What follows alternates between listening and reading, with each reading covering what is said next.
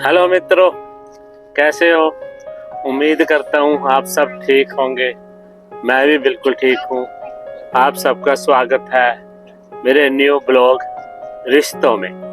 आज हम रिश्तों की बात करेंगे, क्योंकि आजकल के जो रिश्ते हैं ना, बड़े नाजुक से हो गए। रिश्ते मतलब रिश्ते, वो चाहे भाइयों का हो, चाहे भाई बहन का हो, चाहे माँ बाप का हो, चाहे माँ बाप का बच्चों के प्रति या बच्चों के माँ बाप के प्रति, चाहे सगे संबंधी, ससुराल, मायके, सबके रिश्ते में रिश्ते, सारे तरह के रिश्ते आ गए उसमें। ठीक है, तो मैंने ये देखा है जिस इंसान के पास जितना पैसा है ना, आज के समय में पैसे के अनुसार रिश्ते चल रहे हैं। अगर तो आपके पास पैसे नाम मात्र है तो रिश्तों का कुछ नाम निशान ही नहीं नजर आता नजदीक नजदीक।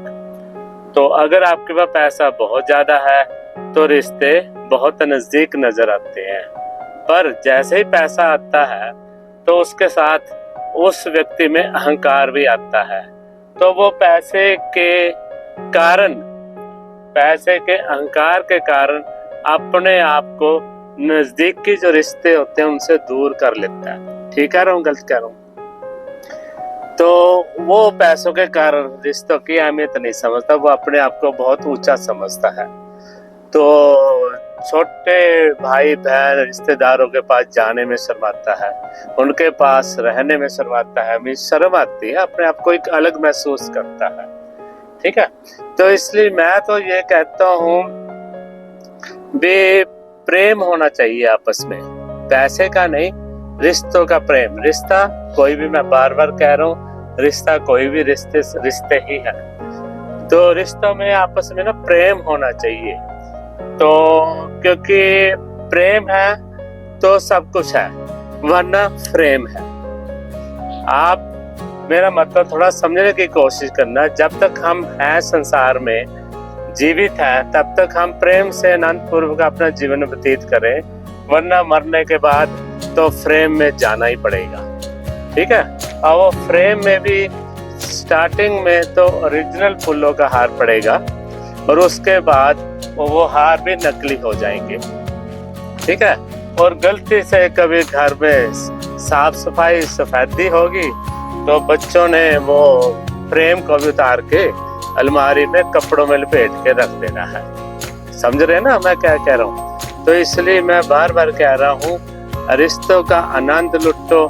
प्रेम है तो सब कुछ है, वरना कुछ नहीं है। आने वाला जीवन किसने देखा, और जो बीत गया वो किसी के याद नहीं। इसलिए जो जीवन है, जो चल रहा है, उसका भरपूर आनंद लुटो, रिश्तों का भरपूर आनंद लुटो।